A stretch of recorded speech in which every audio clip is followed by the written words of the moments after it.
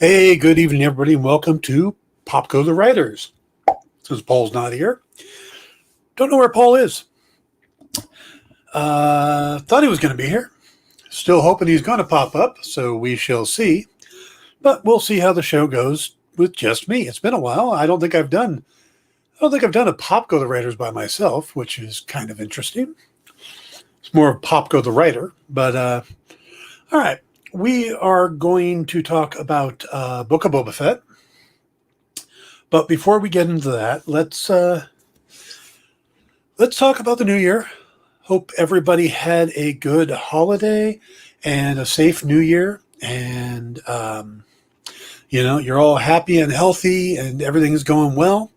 Because it's going to be an interesting year. I think we got a lot of good stuff coming up, movie wise, film wise, TV wise.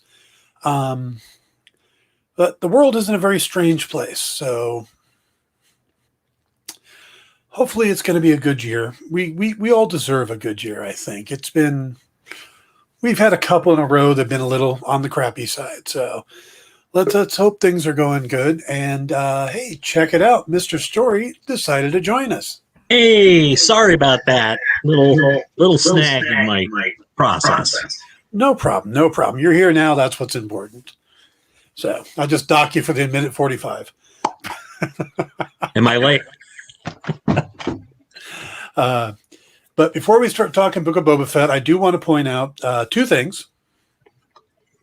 One, for those of you who follow my site and have watched my Lex Luthor video I did, The Psychology of Villainy, I did that, well over a year ago. I think it was September of 2020, and it blew up. I mean, somehow people got a hold of it, and it's at over 12,000 views, which is like, compared to the rest, I think all of the other videos we've done combined don't match that.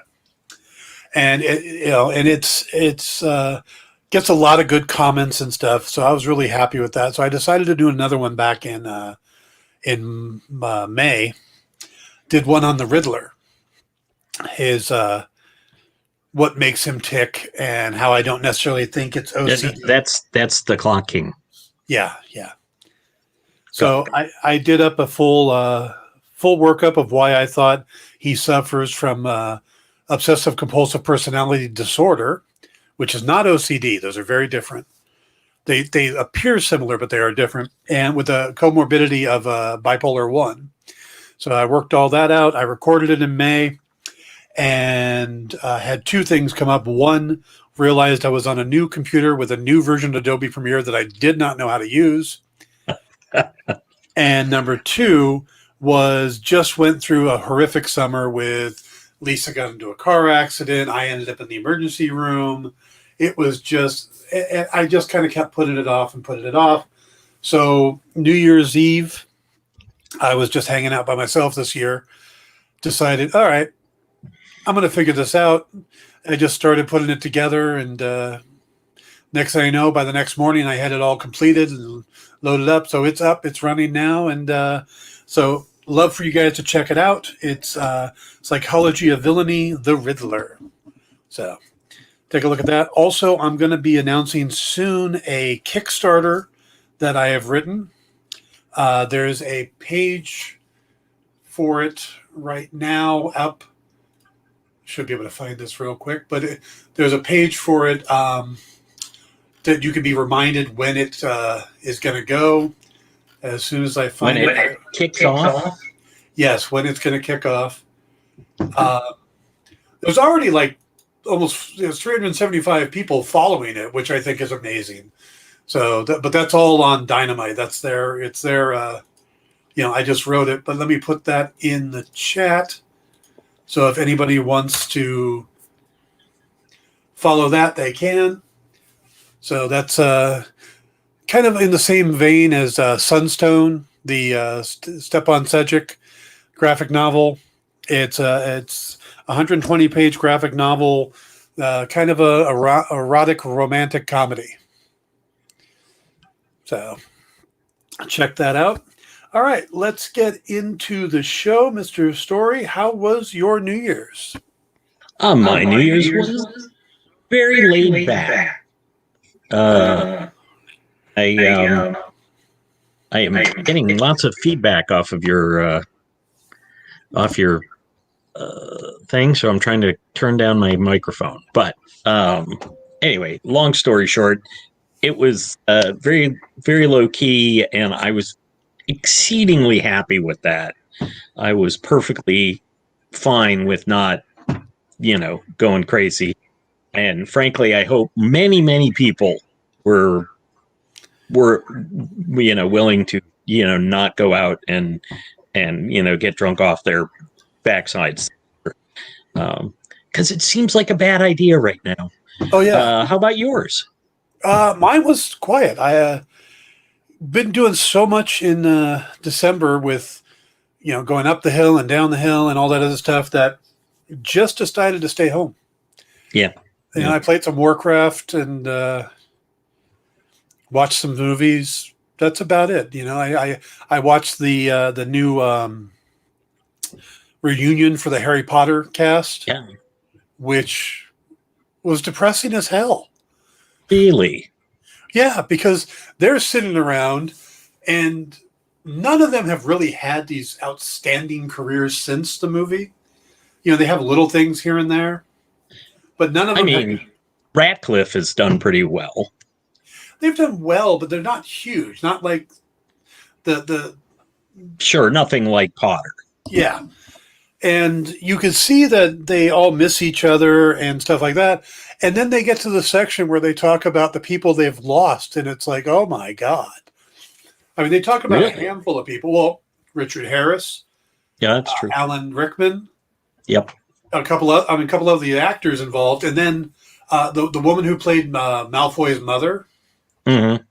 And then they put up on the screen the names of all the people they lost, I guess, including Carew, and it filled the entire screen. Wow. They include J.K. Rowling on that? She feels lost to us at this point. I was wondering how they were going to handle her, and they had some clips of her. Yeah. But she was sitting by herself on a soundstage with a black behind, nothing but black behind her, where everybody else was interviewing each other and seeing each other. She was kind of over there. Yeah. Yeah. So, yeah. Like, we know you wrote them, but you've been kind of a bitch lately. So, yeah. I forgot. I watched Ted Lasso for New Year's. I had not watched the second season, so that was Ted Lasso as good as everybody says. Is it? No, it's actually better than everybody says. Okay. I cannot believe now. Okay, it's a Bill Lawrence joint, so it makes some degree of sense. But if you had told me, oh, remember that series of silly commercials we did to get Americans interested in the World Cup years back, that's going to make a breakout, heart-wrenching, heartwarming TV series. I would have said, can I have whatever you're having? Yeah, definitely. It's terrific. It's uplifting. It'll get you in feels. Both good and sometimes sad. Jason Sudeikis is a revelation. Yeah, I think we've all known that for a while. Yeah, well, you thought so, but it was like, hey, Jason Sudeikis is awesome, and then it's like, boom, Ted Lasso, and everybody's like, oh, wow. It's just that it's just that kind of role that you suddenly go, oh, I thought I appreciated him, but I didn't appreciate him enough. All the cast is terrific. Yeah, I hate sports. I mean, the sports industrial complex kind of thing, sports entertainment complex. Yeah. I am not a fan. It's sort of like, I find it really weird that I love Sports Night as much as I do, because I don't care about sports. But it's Aaron Sorkin and brilliant writing and Robert Guillaume and Yeah. yeah. And that's how I feel about Ted Lasso. I should not like this show, and I love it. It's got, like I say, it's got it's got Bill Lawrence at the head, who did Scrubs and Cougar Town, and one of my unsung favorites, which was Undateable, which many people, which unfortunately starred, speaking of people who are kind of over there now, starred Chris D'Elia, which is like, oh yeah. It seems like, you would think that people in the public eye would go, maybe I'll just cool it with this crap. But like Army Hammer. Yes. I'm having to wait for at Death least on the Nile because of Army Hammer. Yeah. But I will say, and I'm not like saying it's okay, but at least it was like private stuff, messages. It was creepy as all hell. Yeah. But it wasn't like he was just kind of, anyway, it's going to make it sound like I'm excusing it, and I'm not. So, it's, boy, people, dial it back. Yep. Yeah, I've been anticipating Death on the Nile since the end of 2017 when we saw Murder on the Orient Express, and I've been wanting this movie for a long time. And then you see the cast, and it's Gal Gadot and Letitia Wright and Armie Hammer, and you're going, "Yeah, this is going to be great." And Letitia Wright's got her own issues going on. Yeah, well, that's true too. Yeah. I from what I've understand, she and J.K. Rowling could have a club. Well, most of what I've heard about her is anti-vax. Oh, she's anti-vax. For some reason, I thought there was some transphobia in there too, but maybe I'm incorrect, and if so, I apologize. It's hard to keep track. You almost need a scorecard for the Me Too movement. Yeah.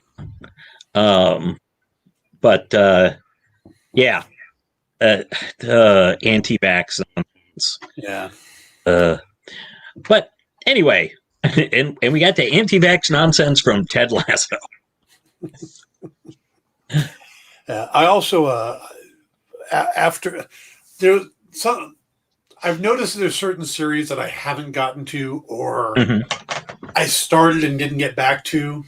Yeah, I was on Netflix and flipping through it. I thought about checking out that Arcane series, but it didn't come up early, and I didn't feel like searching for it, so I was just kind of scrolling through, and Jessica Jones popped up. And I remember watching the first 2 episodes of season 3 of Jessica Jones, and watching the first one thinking, okay, and then watching the second one where it's the same as the first episode, just told from a different point of view, and I just tapped out at that point. Yeah.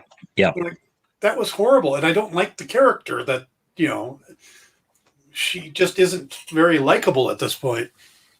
But I turned it back on last night and forgot completely where I was on it because it's been a long time. But I watched 2 more episodes and met Fool Killer, and I'm like, okay, this is starting to get good. I'm starting to get into this again. So I have to finish that series. I'm 5 episodes in now. Yeah. I started Arcane, by the way, a while back. And I think I got 4 episodes in, and I'm like, this is gorgeous. But it hasn't grabbed me. Like, people are like, oh, you got to watch this. You got to watch this. I'm like, okay, but and maybe it's not an issue of, I don't know the source material, but it kind of feels that way to me. Like I've got gaps, like I'm supposed to know stuff and I don't. Yeah. Which, that tends to bug me. So. Just had a thought pop in my head, and it kind of scares me, but. Uh-oh. Are we like the Waldorf and Statler of the pop world, pop culture? You bet your bit, sweet Bippy. Yeah, that's I've been Statlering and or Waldorfing for quite some time now. So welcome to the party, pal.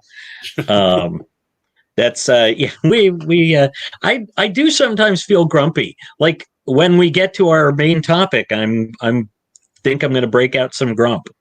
Wow, I think I'm going to be the positive one this time. Yeah, yeah. Wait, Statler and Waldorf, there isn't a positive one. I know, that's the scary it's part. awful. The fact I even remember their names is scary. Oh, I love Statler and Waldorf so much. Oh, yeah. That's it. Yep. We probably should acknowledge the passing of Betty White. Yeah. That hurt. Yeah. I mean, so close to her 100th birthday. The fact that they're doing all this stuff for her 100th birthday, they've already filmed the party, and it's going to be in theater. They're going to put it in some theaters and stuff. And, and she's on the cover of the magazine. It's like, is it like the Madden curse when you put somebody on the magazine cover? Why was Madden on a cover too? Because he just passed away as well. Yeah, right? He did. Yep. Imagine those two on the ride up together.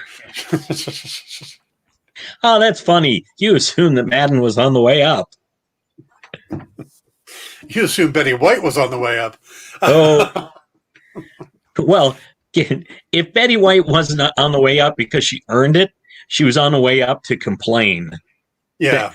That hey, buddy, what do you think you're doing? I'm Betty White. One of my favorite things that she would do regularly was when anybody would, with her age and stuff, would say, "So is there anything in Hollywood you haven't done yet?" And she always answered the same way: Robert Redford. Yeah.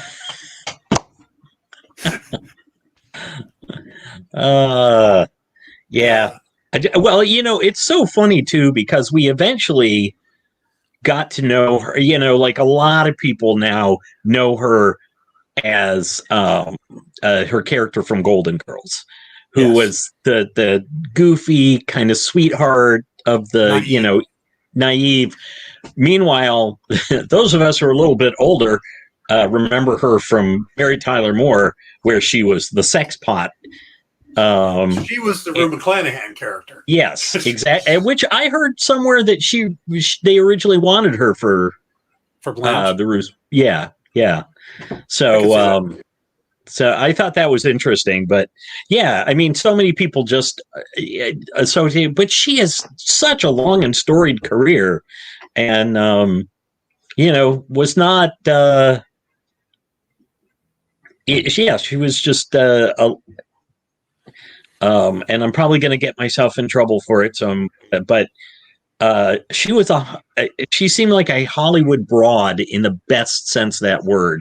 A take no crap from anybody. Yeah, and she used that word. She referred to herself as the luckiest broad.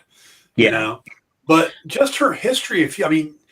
There's so much about her that people don't know, like the fact that she had a talk show way before Mary Tyler Moore show and stuff like that. Yep. She had a daytime show, and she had I don't remember his name, but a dancer on, an African American dancer. Yeah. And complaints came in that they had this black guy dancing on TV in the middle of the day. And of course, this was 1930s, 1940s, 1950s, but it got a lot of complaints. And her attitude was, oh, well, then we'll have him on more. Yeah. And he did. And then her show got canceled. Arthur Duncan, by the way. Arthur Duncan, yeah. Yeah. Also, her role on Mary Tyler Moore was a one-time guest shot. Yeah, which also was her role on Hot in Cleveland, which was the last series she did. Yeah. She was supposed to just come on for one episode, and And then they went, oh, that's right, she's goddamn Betty White. Yes, that's right. What were we thinking? One episode. Yeah. She was working consistently until her death at 99. Yeah. And Yep. I don't see who did the cartoon, but somebody posted a cartoon that said basically had St. Peter looking through his book. He says, "You've made it to age 99 and people seem to think that you died too soon." Yeah. It's like, Yeah. that's a pretty good sign of how you lived your life.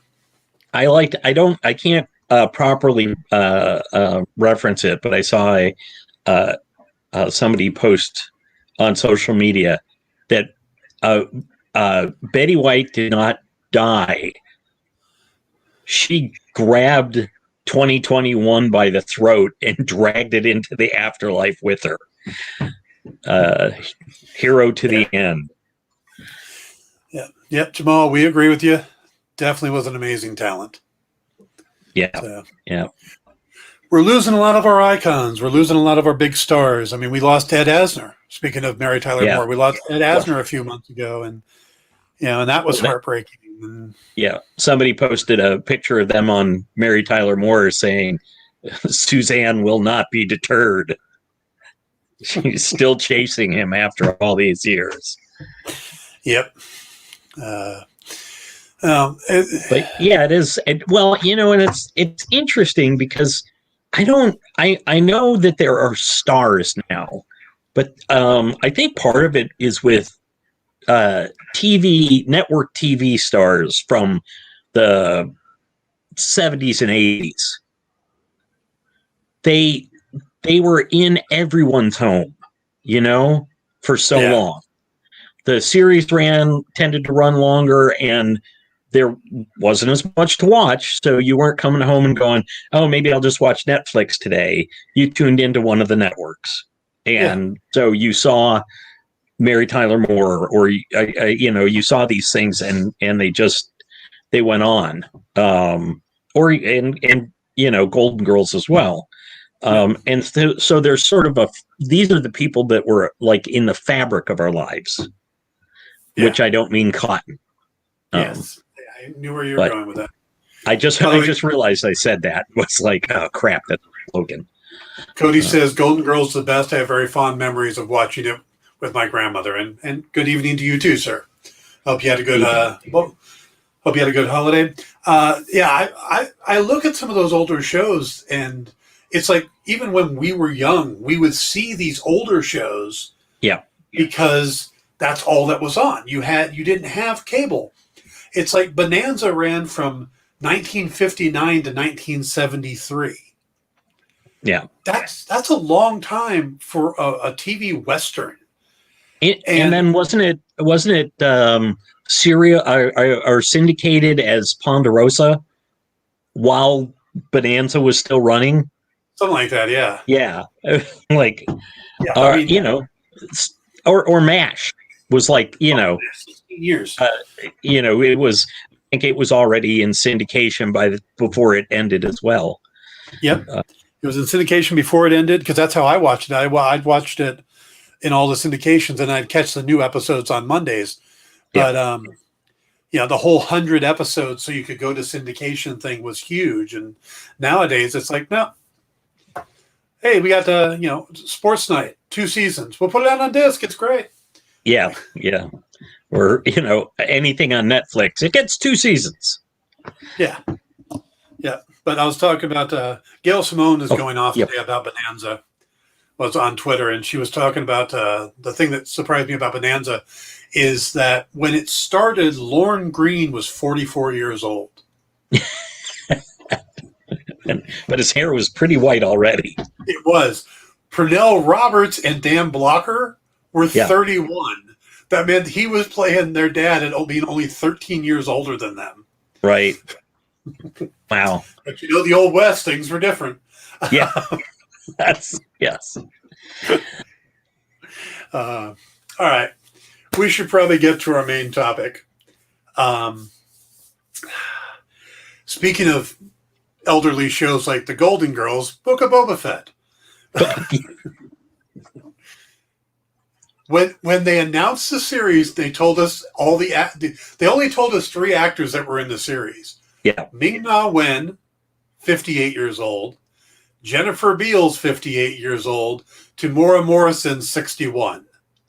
Really, I didn't realize he was that old. Yep. You know uh, what really kept me up, and this happened to me before. Jennifer Beals showed up on camera, and I'm like, I know that actress. Who's that actress?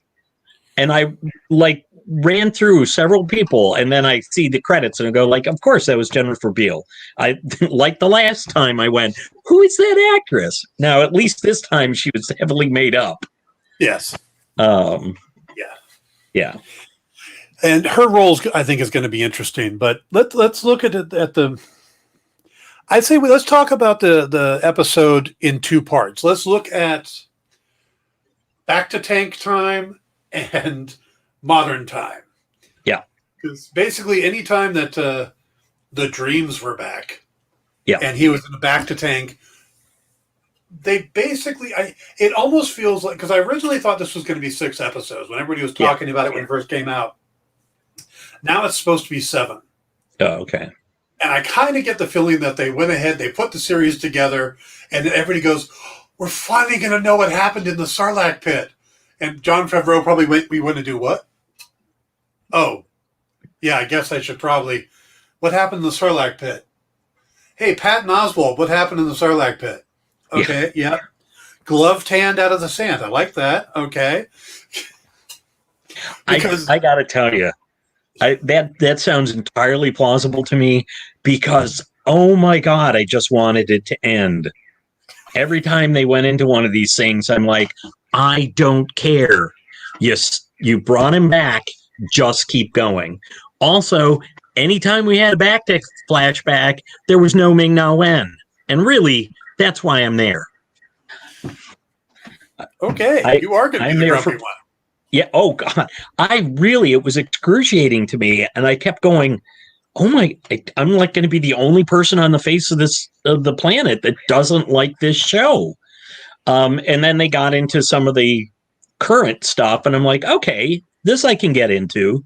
Yeah. But yeah, this is, yeah, he got out of the Sarlacc. What's with all the tedious sand people crap? I could not. Yeah. Anyway. Cody says, the Boba comic omnibus by Dark Horse was some of my favorite growing up. The story and artwork was the best. Also, the opening was short and sweet, cut and dry. Okay. See, and what I look at it this way, we're about to get a series that's The Sopranos in space. Boba Fett's now Tony Soprano. But people wanted to know what happened in the Sarlacc pit, so we're going to really quickly do Dances with Wolves, just to show you can do it quickly instead of the Kevin Costner way. I felt like it lasted as long as the Costner movie. I do find it interesting, and they started this with The Mandalorian, where they've kind of changed the narrative on the Tusken Raiders or the Sand People. Sure. You know, originally they were always just these savages, and now they're the Native Americans. They're the first indigenous people. They're, you know, whichever they call them in your nation. Because like in Canada, they're the First Nation. There is indigenous people. Aboriginals. Yeah. But they really do seem to be playing that part of the Western now. And everything else in Star Wars is kind of going all these different directions.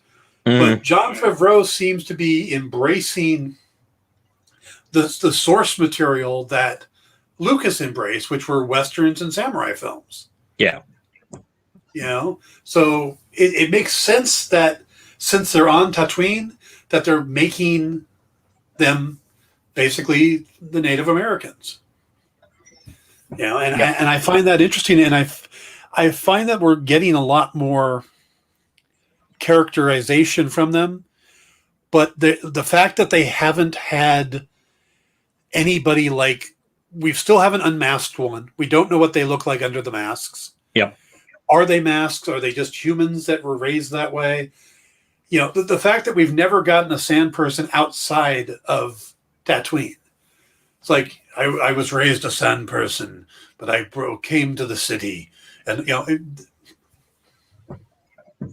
Yeah. Well, but they're still. I think part of it is although they're still pretty savage and a bit cruel, but I think there's a certain amount of trying to make up for our hero in the prequels just slaughtered a village of, Yeah. including younglings. So he had a little practice so he could know to wave his saber lower when he slaughtered the young Jedis. Yes. Because we really need to make Darth Vader a bad guy. Yeah. Yeah. Yeah. While they were busy trying to go, he's not so bad at all. He was okay. It was only the tragedy that, no, he was out slaughtering innocent, or at least people he didn't know. But yeah, killing children's big on his list. Jamal mentioned something about Boba Fett mellowing. I didn't know that Boba Fett was ever particularly.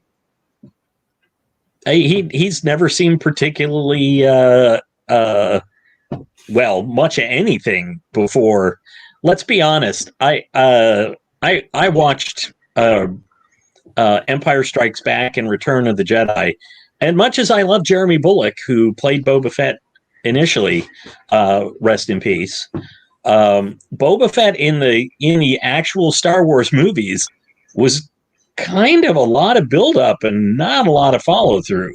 It was like, this guy, he's got this cool outfit and he's he's mysterious and sinister, and he just got accidentally knocked into a pit. Yep. A living pit. Yeah. Well, he looked cool in Empire and in his too. Yeah. And had they run together, we probably wouldn't have cared about the character. But the fact that we got him for like 2 minutes in Empire, I think his total screen time was like 2 minutes, 8 seconds. Yeah. He's there with all the bounty hunters, and then he's there saying, he's no good to me, dead. And then he takes the thing off at the end. So there was he did the cool thing with following the Millennium Falcon after it, used the garbage flush before. Empire made him mysterious and cool. There was enough beats, and then we had some time. So all of our imaginations were running. There was the whole thing with the toy. Remember, you could send away for a Boba Fett figure from Kenner. The one with the rocket launcher. Yes. And then some kid choked on a Colonial Viper rocket from Battlestar Galactica, and they had to say, no, we can't make them fire. Yeah. So I think there was a lot of hype. Plus, they were displaying the character way before the movie ever came out. Well, he was actually about the only interesting thing in the Star Wars Holiday Special. It was a weird, looked like almost heavy metal-esque cartoon. Yep. But Ralph Bakshi. Yeah. Huh? The artist was Ralph Bakshi. Was it? Yeah. Okay, that makes sense then. Because I was going to say, Fire and Ice, or what was it, Rock and Rule? Mm-hmm. So that makes a lot of sense. But I just never felt that that character didn't get I think I was a little too old when Empire and Return came out to get on the crazy Boba bandwagon. Because I have friends who were like, all they wanted for, a few years younger than me, all they wanted was Boba Fett and Slave One. Oh, yeah. So that was the best toy. I was 10 when Empire came out, so that was that perfect age. Cody says, I feel like Boba will be more fleshed out in this. His backstory leading up to where he ended up on Return of the Jedi, and also that little moment from Attack of the Clones. It was a nice touch. And him being different from his father, even though the same guy, also his maybe change of heart after the Sarlacc pit. Maybe the series will explore his change of life experience. Now, the thing with there's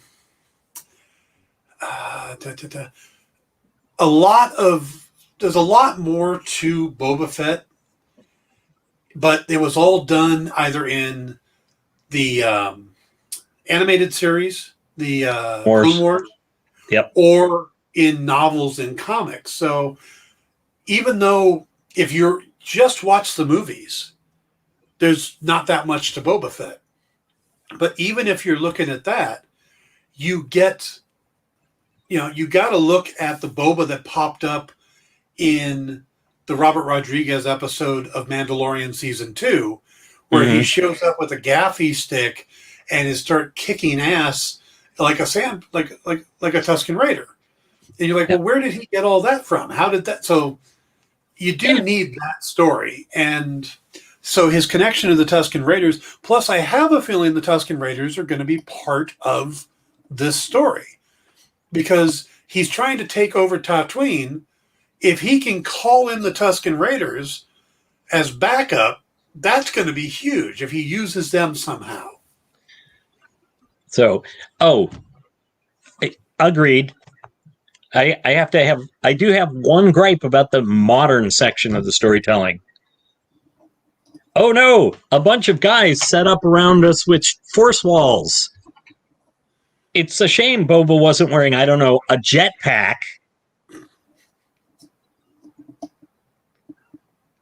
Like, I just was going like, seriously? He's in the middle of this thing. Oh no, we're encircled. Somebody said, oh, it was probably because he was afraid that the jet flames would toast Fennec? Fennec. So I don't know, they've never really been shown to like go that crazy. Plus he could have just angled so they were going off of the shields. I hadn't even thought about the backpack. Well, and the thing was, I was like, wait, he did use it in Mandalorian, right? Yep. So it's not, you can't even go like, oh, it doesn't work right now. Yeah. Yeah. I maybe it's not fueled up. I'm not.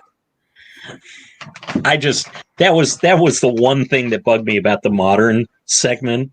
Good Lord, the segment with Fennec going after the assassins, so good. My thought on that is, I think with Robert Rodriguez, he does great action. He does very interesting aesthetics. There's a lot that Robert Rodriguez brings to a film. Mm-hmm. Detail and continuity is not one of them. So things like, did that Gamorrean guard sword just go through the shield when nobody else's things could? Those type of things. You're going to have to go, I didn't see that. I'm just going to move. So I think you have to take the good with the bad. If you start singing Facts of Life, I'm going to hit you through the... I wouldn't do that. You would. I wouldn't do that. But yeah. Anyway, overall, I'm excited for the series. There were lots of cool stuff, but it's just like I really wanted that first episode to go faster. Now, see, I disagree. I really liked the first episode quite a bit. I thought it was neat to see. It was like they were really connecting all the dots. Yeah, it's like, okay, first thing, last time we saw him, he was in a Sarlacc pit. How did he get out of the Sarlacc pit? Well, he got air off of a stormtrooper. What was the stormtrooper doing there? There was no stormtroopers on Jabba's Bard. That idiot fell in back when they were looking for Luke. He's been in there a while digesting. Okay, so they put the oxygen in. He fights his way out. He gets out. The Jawas come and take his armor. Okay, we got the Cobb Vanth thing worked out. That's all going to go there. Okay, so they had given us enough things to make you wonder why certain things. How did the Jawas get Boba's armor? How he ended up with the Tusken Raiders? How he gets the Slave One back, or whatever we're calling the ship now. Um, it makes sense to me that this was needed, that this was a story that needed to be told. I don't think that I don't think the Boba we're getting is necessarily the Boba most people pictured. Mm-hmm. I think we're getting a very different Boba. Um, Hell, back when he was invented, Boba sounded like a cool name. Now it's a drink. Yeah. So Also, I think the Boba that we were introduced to didn't he never struck you as wanting to be a crime lord. no, So I think that's going to be the big question of this series is why is he doing what he's doing? Maybe he just, I guess you could argue he's just trying to settle down, but it what if, and this is speculation, but what if his time with the Tusken Raiders really changed him, and he sees them as the rightful controllers of the planet, so he's taken over as a crime lord so that he can put them back in some form of power. Maybe he has accepted that he is part of that tribe now. We get that at the ending when he saves the kid and they come back and the chieftain hands him the little melon thing of water, of liquid, that Cobb Vanth wouldn't drink at all, but Boba's like, I got it. Yep, we're taking it. Maybe that's what it is. It's a whole play because he wants to be crime lord, but he specifically wants to be crime lord on Tatooine. Yeah, he sure. came back there for a specific reason. So I think it does have. I think the opening is gonna be important. I think his time, how he got connected to them, stuff like that. That's all going to be very important to the overall story. The fact that all of that takes place on Tatooine, his connection, because he had no connection to Tatooine prior to that. He doesn't come from the planet. He has, other than working for Jabba, I don't think he ever had any reason to go there. Yeah.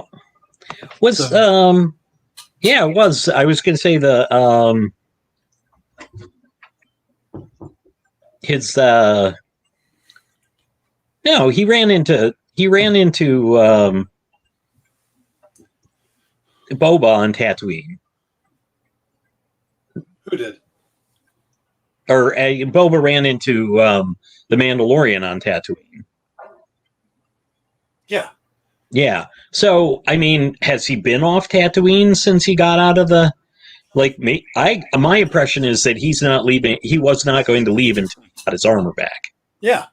Yeah. I don't which think could have been 20. Well, no, I guess how many years has it been since? I guess it's only been 6 or 8 years, right? Since Empire, or since maybe less than that. It's 5 to 8 years after Right. Return of the Jedi. Yeah. Yeah. So, and I don't think he would have left Tatooine. I don't think he cared that Cobb Vanth had the armor.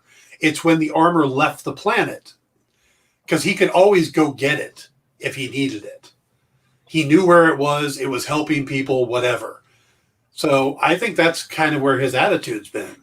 I didn't know. I don't know that he knew that up till then that Vance had it. I don't know that was established per se. Well, I don't think it's been established, but that's my speculation. Yeah, but I think it was more like, he found out about it and then he was going after it and all the rigmarole happened. So, yeah. But what if he fell in love with a Tusken woman and has himself a little youngling with her, Okay, that's presuming the species are, because since we don't know what the heck Tusken Raiders are. Right. All right, let's look at Cody's question. Do you guys think that there will be any special appearances with any characters like Han or Chewie or maybe someone else? I read an article about Harrison Ford being involved with a project involving Star Wars universe. I can't remember what it was. I saw it last week. Or would it be okay if no special appearances were made? Paul? I think it would be perfectly okay if there were no special appearances. I cannot see Harrison Ford doing this because it's too soon after Jedi. Yeah. So he would be way too old for that. You'd have to do the full Mark Hamill end of Mandalorian thing. Yeah, and that worked once, but I think that repeatedly, like Chewie, you could easily do because you've got the new guy in the suit, and the suit is all encompassing. Yeah. Can't imagine R2 or 3PO having any reason to be back on Tatooine. Well, he does need a protocol droid. He did say that, but I'm guessing it's not going to be 3PO. Yeah, I haven't heard anything about Harrison Ford being involved in a Star Wars thing, but it would almost make more sense to get the guy who played in Solo. If they were. Oh yeah. Although he may be a little too young, but yeah. The rumors I've heard, is that we're more likely to get Kira from Solo because of her connection to Crimson Dawn, or we might get Darth Maul, who's running Crimson Dawn at this point. So that's some of the stuff I've heard. Also, I think if they're going to do any special connections like that, I don't think they'll go big like that. I think they would go more, maybe Bosk shows up, or Dengar, or one of the other bounty hunters, Zuckuss or Forlom, or those guys. Bosk, I think, would be perfect because we've already met Trandoshans. We know Trandoshans are in this. So Bosk. Cad Bane would be another interesting one, who has a history with him through the shows. But I think Cad Bane would really depend on how much Dave Filoni is involved, because Filoni's the one that seems to like to bring his characters from Clone Wars, where Favreau more seems to be focused on just telling the current story. Yeah, one of the problems with bringing the other guys in is then you kind of are hitting pause on Boba Fett and filling in about the other guys. Yeah. Well, see, I could see them doing it with like Bosk. They've kind of set it up with the fact that we've met a Trandoshan who he used to work for. So I could see them going, we want to take this guy out, bring in Bosk to take him down. And I think that would make an interesting story to have Bosk come in and try to take him down. But yeah, I will be curious to see what representative comes in and visits Boba Fett. I think the guys with the red shields were those representatives. Could be. Yeah, I think that they'd apologies. I think they better get a better representative next time. Yeah, the Major Domos, that acting was so weird. Oh, and I just wanted to strangle him. So good on him, because that, being able to do something like that and really make your skin kind of like, like, stop that. The actor's name is David Pasquesi, and he's a sketch comedian. He does a lot of improv. So he's big on the improv circuits, and he used to do a show with another guy that was on for years, but do these shows. So that's his thing, is to improv and play characters and stuff. So the one person you might, or the two people you might recognize, the voice of the 828 robot. Mm-hmm. That is Matthew Berry from What We Do in the Shadows. Right. Which you can kind of tell that voice when he does it, but I'm surprised they can't just download Protocol Droid software into that guy. Yeah, that's well, because he kind of seemed like he was doing protocol stuff. Yeah. So yeah, and okay, protocol droid makes it nicer, but you would think they would just have you could just like get a translator. I love the fact that the Aqualash just talks and they go, "Did you get any of that? Something about friendship? We need a protocol droid." Yeah. But the other person that you probably didn't recognize, but Robert Rodriguez himself played Doc Strassi, the Trandoshan that came in and offered the Wookiee I pellet. did not realize that the guy in the mask and the claw hands was Didn't this sound like Robert Rodriguez to you perfectly? You know. yeah, sure. He's also supposed to play the mayor, the one the guy works for. Okay, interesting. Yeah. So, But yeah, that was such an odd character. And wait, I think he wants you to pay tribute. I'm the crime lord. They're supposed to pay me. there was more humor in this series than I thought there would be. Mm-hmm. Which, yeah, it's nice, but it didn't feel too terribly forced. It felt like, appropriate to the situation, which sometimes they can go, oh, this is a little grim. Let's throw in some humor. And you're like, yeah. But, yeah. So I thought it, I thought it was interesting to see, and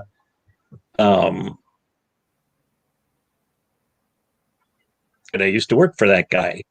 And I did love Fennec's response. Weirder for him. Yeah. Yeah, I thought that was good. I also liked how he's presenting him. I like how Boba's presenting himself very differently than previous. He's like, I walk on my 2 feet, and I will not be carried by a litter. And she's like, just kind of doing what they expect might help us here. So I see that Fennec is going to go along and help him. I don't get what their relationship is truly. I know he saved her. Yeah. But how long does that loyalty last? Yeah. Well, a lot of, there are cultures with the whole life debt thing. So I could see that she might be in that kind of position where it's like, nope, saved my life. It's now or she might just think that she's going to go along with the good thing. Yeah, could be. Because if he does become the crime lord of Mos Espa or Tatooine in general, then yeah, she's going to be pretty well set.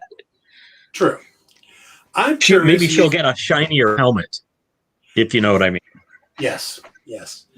I'm going to throw this out to Jamal and Cody, because I haven't watched much of the Clone Wars. I don't think you've watched any of it, have you, Paul? I've watched all of it. Oh, you have? Yep. Oh, yep. Okay. Start to finish. Then this is to you too. The thing that surprised me when we met Boba before was when he got his armor back and he made that promise that you and the child will not be hurt. And he extended that to getting the child back because the child was taken during the deal. Right.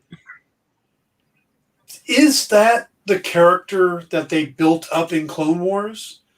Because that seemed off for me, and I had to rethink Boba Fett when they did that. My personal take on that is the Boba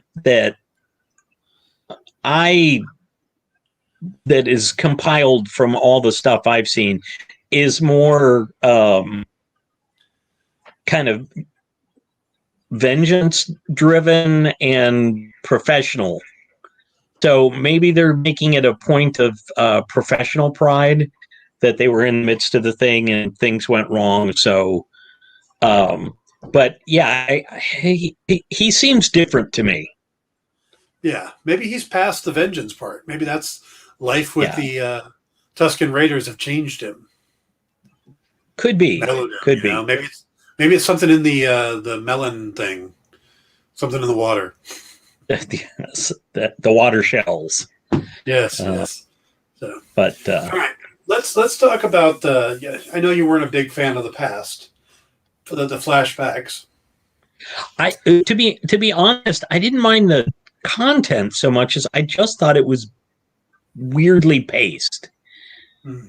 It tended to kind of like stop things dead to Yeah, me. And when it started, I was like, I don't like dream sequences all that much. yeah. So yeah, Eternity says I haven't seen all the Clone Wars yet, but he was born in a pit and changed. Born in the pit, yeah, changed attitude. Hello, everyone. Oh, hey, Eternity. yep. Yeah. Hello, So yeah, and he was yeah, kind it of could reborn. certainly be a new lease on life kind of change. Yeah, yeah. What did you think about that creature that they fought near the end? That killed the Rhodian and that looked like somebody went, "Hey, get something out of Ray Harryhausen's book."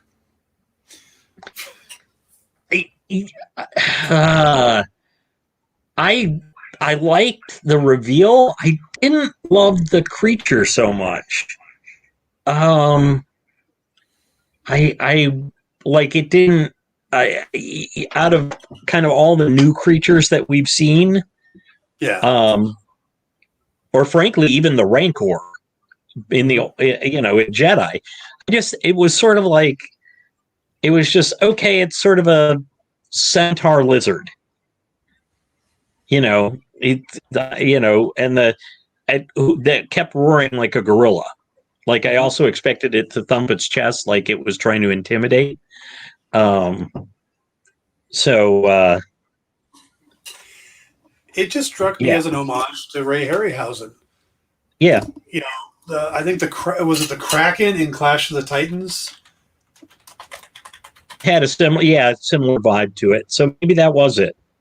Yeah. Yeah, I just felt it was part of it was like okay, we brought in the crate dragon mentioned, in the Mandalorian. I'm like okay, cool, but this was just sort of like I feel like I don't know. It was weird to just see this thing that I've never heard, and they didn't like relate it to anything. Kind of, I it just seemed kind of a little convenient, but it was fairly cool.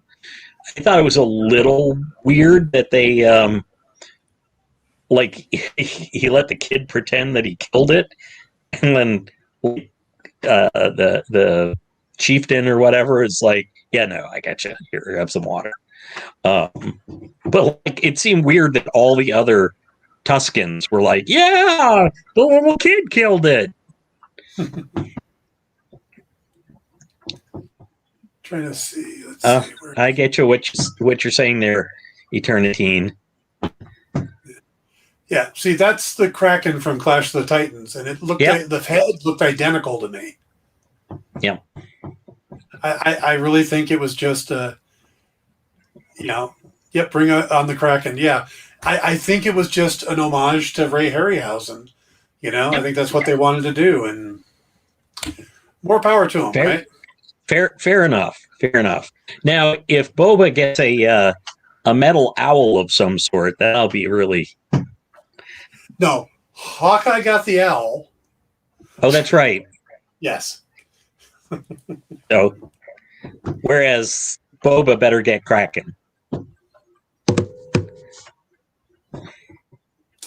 All right, we're going to pull the plug here at that point on the show. Paul's connection was severed. That's right. Remember the good old days when Paul was late?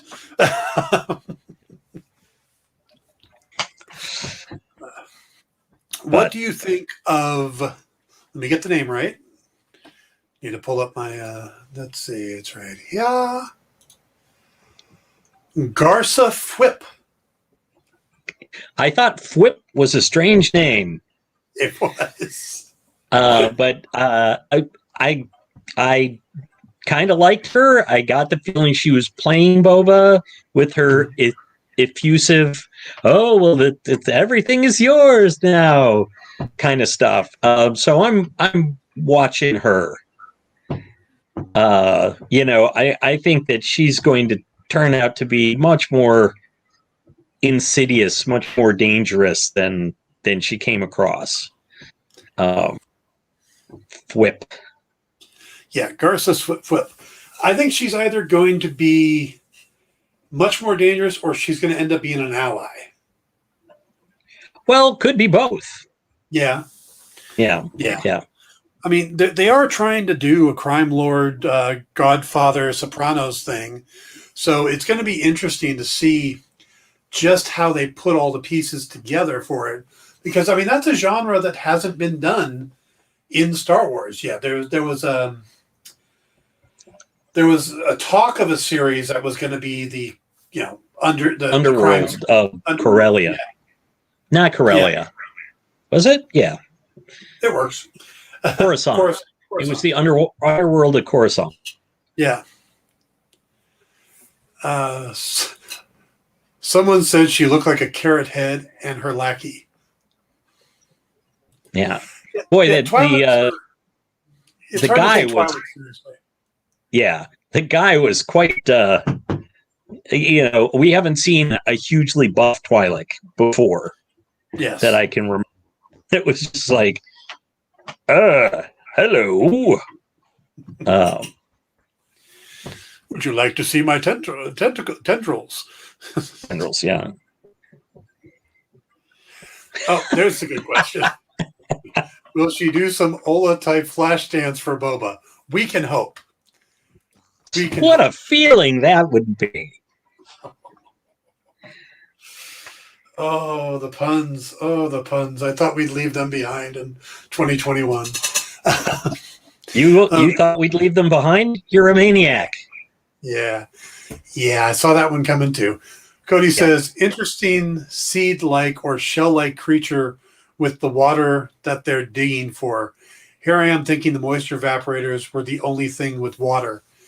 Yeah, and to me that strikes me again as the whole Native American thing where, here comes the whites and they come in and they don't really know, they do things, their way, but they don't really know the way of the land. And here are the Tusken Raiders going, oh no, we can dig for these, So because when they first said dig for water, I'm like, you get down a ways and it'll be damp, but in a really arid area. And a friend of mine made a good point, which is, why does Tatooine have air if they have almost no plants? Like, how do you get oxygen?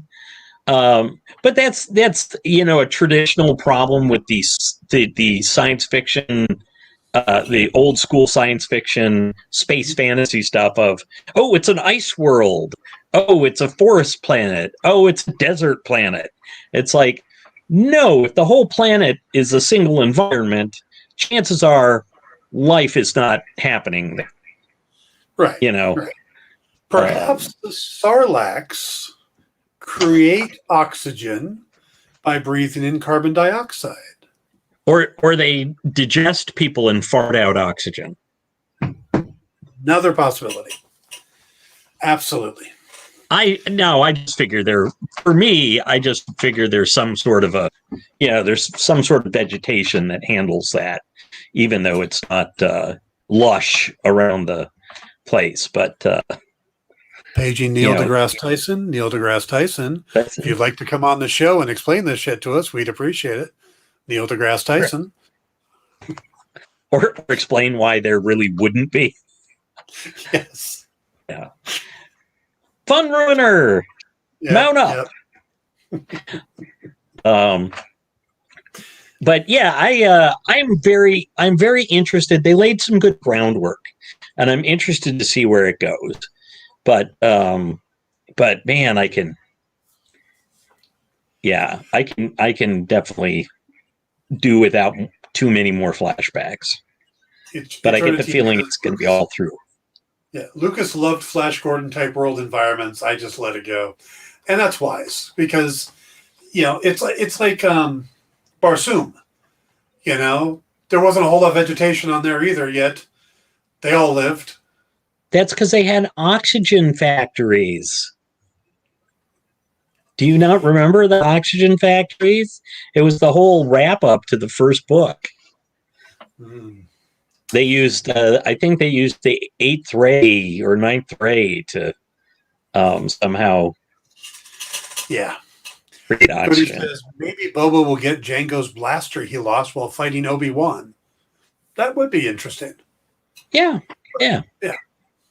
But that's pretty minor. I mean, I'd like to see them stay away from the larger universe stuff. I'd like them to stick, Kamino's destroyed, isn't it? It gets destroyed in the Bad Batch. I believe so. Yeah, so it's just severely, water. Yes, they because if I remember correctly, they were like, let's wipe out all this stuff because we're getting rid of the whole clone thing. Yeah. So if you haven't seen Bad Batch, there is an entire. They go into it a lot, and there's a lot of people online saying they want to see Omega make an appearance in Boba Fett as an adult, whatever she'd be as an adult, and I'm like, no, I'm really hoping she dies in season 2. I don't want her to be around. I don't know why you don't like it, Omega. Boy, that was the worst New Zealand accent I've ever done. And I've done some bad ones. So. Yep. Yeah. So. Oyster farmers get water from the air, which does not exist on a sand planet. See what you started, Paul? But but it can't be a sand planet. That's the thing. Yeah. Yeah, I mean, there's sand, there's rock.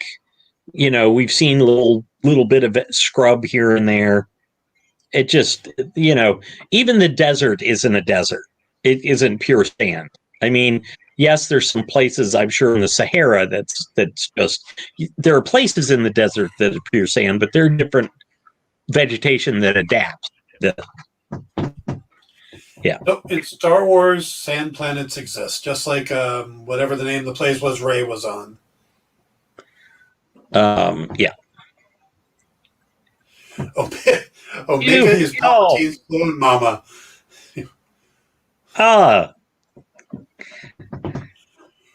You make me sad. It's just so wrong. Oh. Yeah. So wait, does that mean Rey is Omega's granddaughter or something? Yeah. Let's go on to something else. Hey, that scene where Tusken Kid takes Boba and not Greedo looked like the place Luke grew up. That was interesting. It does, but someone pointed out that they took him to basically a moisture farmer house. Yeah. And there's a good chance that all the moisture farmer houses are kind of built the same way. I mean, why wouldn't they be? Yeah, that was. Like, I think that was purely.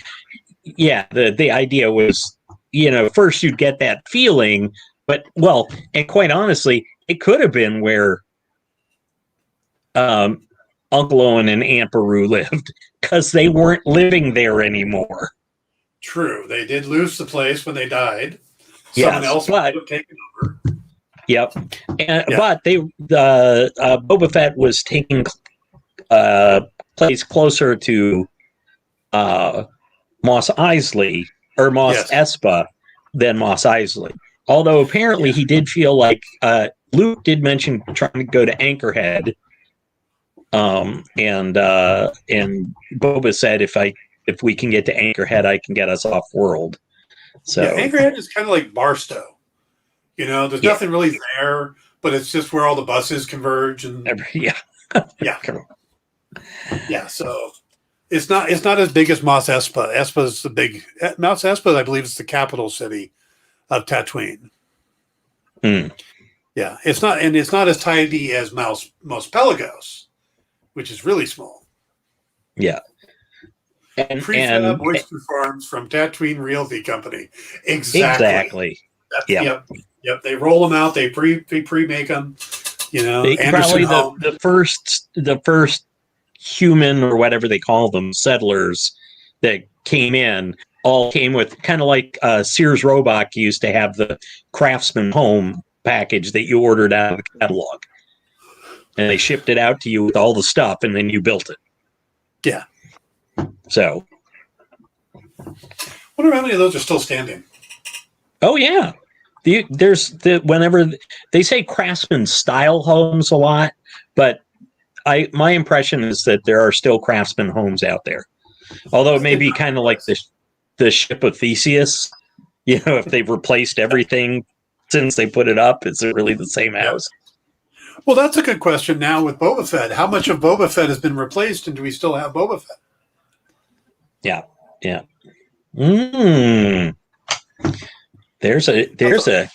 That's a puzzler to ponder. Yeah, he's spending a lot of time in the bacta tank. Yeah. Well, I get the feeling that he had a huge amount of damage while he was with the Tuscans because of the sun exposure. Yeah, and he didn't really have any access to medical treatment, so he's probably getting it all. And wasn't it you that was speculating that he may not be as healthy as he comes across? Yeah. So maybe he's got a bad case of radiation poisoning or cancer or something, and and he's trying to leave something behind or set something right. Melatonin does him in. Melanoma. Melanoma does him in. Yes, melatonin does him in. He just sleeps. Well, that's all he does. Sleep and dream about the day flashbacks. See, I wasn't that off. Though, I do like the fact that we've seen advancement in bacta. When we start in Empire Strikes Back, it's a floating tube you have to be in. And now it's just a bath you lay in. And in the future, it's a wearable suit. Yeah. I think part of it, though, is that the rebels are on the run, whereas Boba was in probably Bib Fortuna's tank, because I don't think Jabba would have fit in it. So this is crime lord stuff. There was lots of money to buy the best stuff. Yeah. Bib Fortuna didn't look like he was going to fit in there much longer. He was pretty big at the end when they kill him. That's true. Which makes you wonder, is Boba going to start getting bigger? Because he's already kind of... I was going to say, Boba's expanded. I'm kind of surprised that Boba, if the time with the Tuscans was that recent, that he has as much meat on his bones as he does. Yeah. So Timur Morrison has actually gotten in better shape for the series than he was. So, and that's why he's doing the shirtless scenes and coming out of the back of the tank. And did we really need a suit up montage for Boba Fett? Just so he could go sit on his throne and get tributes? I think they just wanted to go, here's what we've done, here's what's the same, here's what's different. Give you I don't necessarily think it was necessarily, but I bet you there are Star Wars geeks out there who are just squeeing because they got to see all the different little parts and how they went together. So by the way, I think Tamora is more stocky than he. I'm not saying that he's tubby. It's just he feels stockier now than he did, which that happens as we age. Paul realizes we're on the air and that Timur Morrison may actually see this, and still would get his ass kicked by a 61-year-old Maury man. Oh, easily. But no, I just didn't want to make it sound like I was going, oh, he's totally chunked out, when he hasn't. I am much more chunked out than he is. Cody seems to be on the same page I am. Says, I'm guessing something happened to him after the Tuskens befriended him. Maybe something happened to them and he needs to take over the crime world to get payback on a company or whoever killed off the Tuskens. I think the Tuskens are going to be a part of it. I think they're going to come to his aid or his rescue. He's going to have them in kind of his back pocket if he needs them. They be his enforcers. Yeah. Yeah. And it's a way we've never seen them done something like that. They've always just been these characters. So it would be interesting. I mean, in Westerns, eventually the Native Americans became characters more so. They would travel and they would become more the leads or, the sidekicks or whatever, like Tonto. So they would become people. Yes. Instead of, the equivalent of yellow peril, red peril, however you want to call it. Yeah. So yeah, I would like to see that. I'd like to see a more personalized look at a specific Tusken Raider, maybe a name, find out what they look like under the mask, that kind of thing. Yeah. Actually, they have no head under the mask. It's just something they wear to fit in. Yeah, it's their lunch pail. The little door opens and they got the stuff in there. They pull it out and then they eat it down in the belly. Well, there's a mouth right where the neck, the esophagus is just there. So when they pour the water in, it's just all a thing to help. The Raiders are just 3 Jawas in a big coat. Yeah, and the younglings are when they've only figured out 2. One on each other. They don't get to where they can have the third one standing. So that's the difference between a youngling and an adult Tusken Raider, is they get the third one to balance on the top.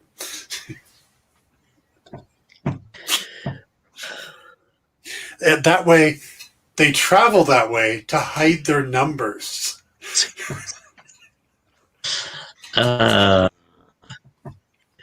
So, it's interesting because I always thought also from the original movie, I thought that Jawas were native to Tatooine. But from all the stuff that's come up since then, they seem to be more universal. Yeah.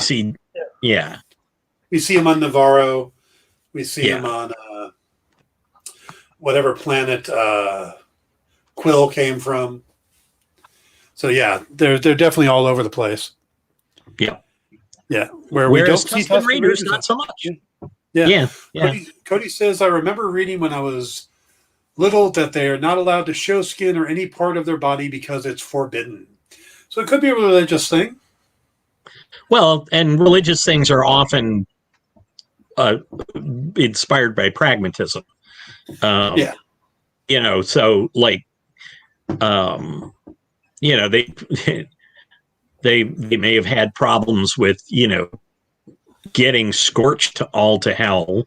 And then, so they came up with the whole, shroud yourself and showing your skin is forbidden. And yeah. So easily a possibility. Yep. Or maybe they just have to keep their helmet on all the time because this is the way. Yeah, does it seem like they're taking his helmet off a lot? Boba? To offset? Yeah, Boba. Yeah, because, he's, even though he was part, or he had been, adopted, sort of, his dad had. Yeah. But essentially, Boba's not Mandalorian. So he's not, and there's a whole, the whole don't take off your helmet thing, as we learned in The Mandalorian, is not really a thing except for this one sect. Right. It's they're kind of the Amish of the Mandalorian world. Sure. Yeah. You must wear your blue or white shirt with your black hat and your suspenders. So speaking of which, we need Katie Sackhoff to come back. Just That'll be season 3 of Mandalorian. nope. No, I want her in Boba Fett. All right, so let's do this, and you guys in the chat can chime in as well. Yep. Who's your wish character for the series? Who do you want to see pop up? You know, it's like, oh, if they asked you or you were writing an episode, you'd want to bring in this character. You know what? Weirdly, despite my comment there, I'm kind of good. I don't necessarily want them dragging in a lot of other characters. I'd be interested to see if they bring in a Hutt who objects to Boba trying to take over Jabba's empire, because the Hutts are a pretty solid crime family, or a crime empire, really. But nobody, the Hutts didn't complain about Bib Fortuna. Yeah, maybe because he'd been like Jabba's number 2 for so long. But yeah, or maybe they've just been busted up enough by the Empire, because most of what we saw about Hutts was in Clone Wars, before things had been really solidified. But and they're a big part of the High Republic, so they're a very old thing as well. Right. Oh, we got a response from. So yeah, I'm a Hutt. A Hutt. Okay. Yeah. Everteen wants younger Boba Fett, just to fill in the early days as a young adult, not the kid in Clone Wars. So kind of a teen Boba Fett, stuff like that. I could see that. Yeah. Sure, if we're going to keep up with the flashbacks. I think we're going to keep up with the flashbacks. He's like a Beverly Hills housewife with the tanning bed, except he uses the Bacta tank. Yeah. I must be rejuvenated. Cody, on the other hand, would like Darth Maul. The end of Solo was interesting enough for me for that to be a possibility. I forget the name of the crime syndicate that was in Solo, but I think it would tie in. Maybe the battle is out. The crime syndicate was Crimson Dawn. That's the one that Darth Maul, or Maul, I don't think he's Darth Maul anymore. I think he's just Maul. And that's the one that Maul's the head of. So the rumors that Kira, who was working for Maul at the end of Solo, would make a lot of sense. You know, and time-wise, I guess it would work. Yeah. I believe his name afterwards was Shopping. Shopping? Shopping Mall. Oh. Half off? There you go. Half off everything at Shopping Mall. Oh, yes. True. Danny Logan is now grown, so he could play a 20s or 30s Boba. Absolutely. Yep. Who I would like is Bosk. Said him earlier. What? Yeah. If you guys haven't seen it, you should check out. There's a fan film on YouTube called Scorekeeper, which pretty much takes the plot of Predator and then has it that Bosk is the Predator. It's pretty well done. It's neat. And then there's a little cameo at the end by Boba Fett. These two work together in a lot of the legends and stuff like that. I would be really interesting to see what the relationship would be now, how he'd react to how much Boba has changed. I think he would be an interesting character to bring in. And he's so cool looking. And you don't necessarily need the same actor. You can just throw anybody in that suit and he's going to look like Bosk.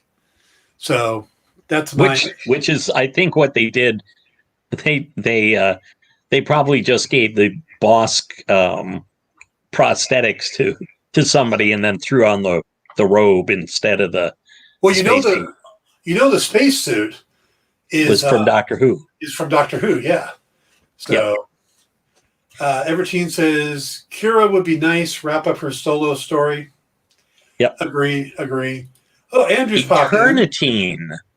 Eternitine. Forever, not Evatine. Oh, I'm sorry. Eternity. I'm trying. I'm old. You gotta forgive me. But so Hey! And he doesn't have a back to tank. yeah. So Andrew, is that your answer that you would like to see more bounty hunters from the past come in? Because yeah, that's what I'd like to see. I'd like to see them tap because those bounty hunters like Boba were very cool when they were shown, and then we got nothing with them. You know, everything we've seen from them since has been, uh, in Legends or in the comics. I even play Galaxy of Heroes on my phone, Star Wars Galaxy of Heroes, and my crew that I play, my main team, are the bounty hunters. It's Boba, Jango, Din Djarin, um, Grief Karga, and Bosk. That's my main team. So, By the way, I can't believe that none of us have mentioned that we got um, members of the two different bands from yes, Star Wars and from Empire back in Max Rebo. Garza Whips. Yeah. Yeah, Max Rebo teamed up with one of the guys from the Cantina band, and the song they're playing is a Cantina remix. Yeah. Yeah, I noticed that almost immediately.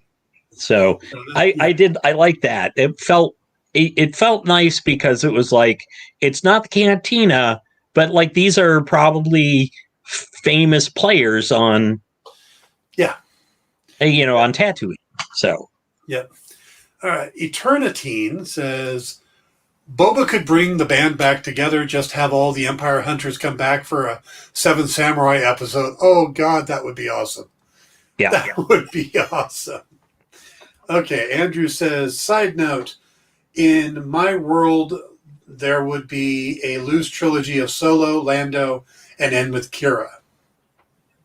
Okay. Yeah. Well, there is a Lando series coming, but we don't know who's going to be the lead. Is it going to be Billy D. Williams or Danny Glover? No, Donald Glover. Danny Glover would make an interesting Lando. Yeah. Okay, and Cody says, or the surrounding mystery of IG-88 bots, but maybe not since one was in The Mandalorian. Right. So I think we really kind of played with the IG series robots, so we kind of got that covered with Mandalorian. I think because we're already getting Trandoshans, I think Bosk would be great. I'm curious about Dengar, but he looked like he was about to die when we met him. He was all that just like. I think they were going for kind of a leprosy look. Yeah. Old traditional, and that's not modern day. There are a lot of medications and whatnot that. Yeah, but Danny Logan and Danny Glover in Danny's Home, a Star Wars story. I could write that. I so hope that they get Donald Glover. He was a highlight. That's what Andrew says about. Yeah. Yep. Yes. I like the Solo film a lot. And I would be happy if they made a sequel to that or they continue that storyline. And I was fine with I cannot think of that kid's name who played Solo.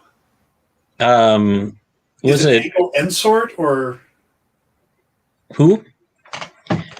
I can't ever remember his. Looking it up. I'm looking it up right now. Aiden Einrich. Is it Aiden? Alden Einrich? Alden Ehrenreich. Ehrenreich. I would just like to see him in Doctor Strange 2, because then you see Benedict Cumberbatch, Chiweedle Ejiofor, Alden Ehrenreich, and you're like, okay, we now have our eye chart for the rest of our life. Yeah, here we go. Chiwetel Ejiofor. Chiwetel Ejiofor, yes.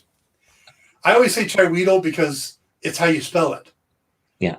And when I was working for Bleeding Cool and I'd have to spell these names, I would phonetically, Chiwetel. I get you. I got you. Yeah.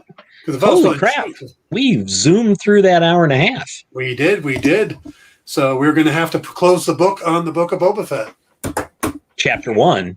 Chapter 1. Put in that bookmark. We will be back next week for that. And we're going to be coming up to 1 year doing Popco the Writers soon. We started in January 12th, I think it was. I have to double check. But, right after the debut of WandaVision in January of last year. So, been doing this for a year. Who was your original co-hosts? Dan Taylor and Rosalinda Diaz. Okay, they were. I was wondering if they were both co-hosting at that point. Yeah. I started with 3 with the idea of bringing a rotating 4th person in. And then I just stopped trying to get more guests. Every once in a while, I throw Andrew or Jim an invite. And I guess I should have invited Jim because he usually starts series with us, but this wasn't Marvel, so Yeah. And he was the beaver. There you go. Yeah, there you go. All right, folks, we're going to end it here. Thank you all for tuning in. Please check out the Psychology of Villainy video. Let me know what you guys think. And we will be back next week. Paul, have a great week. You too, Dan. Good night, Eternitine, Andrew, Cody, and Jamal, and everybody else.